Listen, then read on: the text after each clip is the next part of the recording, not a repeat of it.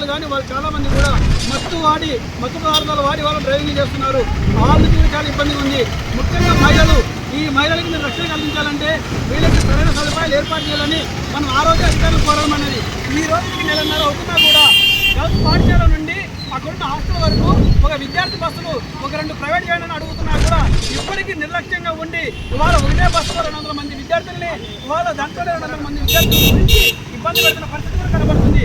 మిగిలిన విద్యార్థులు కూడా 100 మంది విద్యార్థులు ఉంటే 100 మంది విద్యార్థులు కూడా ఇక్కడే చూడండి అక్కడ వదిలేసి పోవడం అనేది చాలా దుర్మార్గమైన విషయం.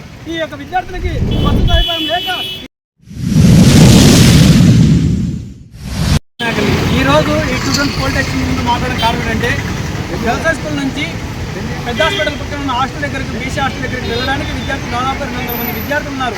ఆ 200 మంది విద్యార్థులు హాస్టల్ ఓపెన్ అయిన వెంటనే మనం ఇక్కడున్న స్థానికున్న ఎమ్మెల్యే గారికి అయితేనేమి, మేనేజర్ గారికి అయితేనేమి, అధికారులకు కూడా అడగడం ఏంటంటే, సార్ ఇక్కడ ట్రాఫిక్ నిబంధనలు చాలా ఇబ్బందికరంగా ఉంది, ట్రాఫిక్ చాలా భయంకరంగా ఉంది. ఆ ట్రాఫిక్లో అక్కడ నుంచి ఇక్కడ వరకు గర్ల్స్ పాఠశాల వరకు 200 మంది విద్యార్థులు నడుచుకుని రావాలంటే చాలా ఇబ్బందికరంగా ఉంటుంది. ఎందుకంటే ఇక్కడ ట్రాఫిక్ నిబంధనల్లో ఆటో డ్రైవర్లు కానీ, ఇవాళ బైకులు కానీ వాళ్ళు చాలామంది కూడా మత్తు పదార్థాలు వాడి వాళ్ళు డ్రైవింగ్ చేస్తున్నారు. వాళ్ళకి కూడా చాలా ఇబ్బందిగా ఉంది. ముఖ్యంగా మహిళలు, ఈ మహిళలకి మీరు రక్షణ కల్పించాలంటే వీళ్ళకి సరైన సదుపాయాలు ఏర్పాటు చేయాలని మనం ఆరోగ్య అధికారులు కోరడం అనేది. ఈ రోజుకి నెలన్నర అవుతున్నా కూడా గర్ల్స్ పాఠశాల నుండి అక్కడున్న హాస్టల్ వరకు ఒక విద్యార్థి బస్సులు, ఒక 2 ప్రైవేట్ వ్యాన్లను అడుగుతున్నా కూడా ఇప్పటికీ నిర్లక్ష్యంగా ఉండి ఇవాళ ఒకటే బస్సులో 200 మంది విద్యార్థుల్ని, ఇవాళ దాంట్లో 200 మంది విద్యార్థుల గురించి ఇబ్బంది పెడుతున్న పరిస్థితి కూడా కనబడుతుంది. మిగిలిన విద్యార్థులు కూడా 100 మంది విద్యార్థులు ఉంటే 100 మంది విద్యార్థులు కూడా ఇక్కడే చూడండి అక్కడ వదిలేసి పోవడం అనేది చాలా దుర్మార్గమైన విషయం.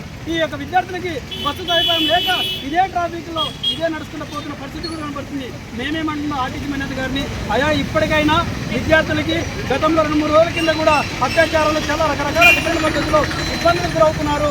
ముందరే ముఖ్యంగా మహిళలు వీళ్ళకి రక్షణ ఉండాలంటే ఈ యొక్క స్టూడెంట్స్ పాలిటెక్నిక్ దగ్గర ఒక బస్ స్టాప్ అనేది ఏర్పాటు చేసి ఇక్కడి నుంచి వాళ్ళు క్షేమంగా వాళ్ళ హాస్టల్ దగ్గరికి వెళ్ళడానికి మంచి సదుపాయం కల్పించాలని చెప్పేసి ఇక్కడ ఉన్న స్థానిక సబ్ కలెక్టర్ గారు అయితేనేమి, ఆర్టీసీ మేనేజర్ గారు అయితేనేమి అందరికీ కూడా ఉన్నత అధికారులు ప్రత్యేకంగా కోరుతున్నామని చెప్పేసి ఈ సందర్భంగా తెలియజేస్తున్నా.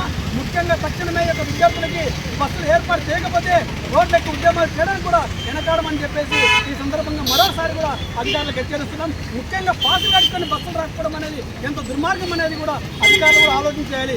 పాసులు గడిచిన తర్వాత కూడా ఆ పాసులు కూడా చాలా పాసులు గడుచుకొని బస్సులు రాకపోవడం అనేది దృష్టిలో పెట్టుకొని తక్షణమే వాళ్ళకి సదుపాయాలు ఏర్పాటు చేయాలని ఈ సందర్భంగా తెలియజేస్తున్నాం. నా పేరు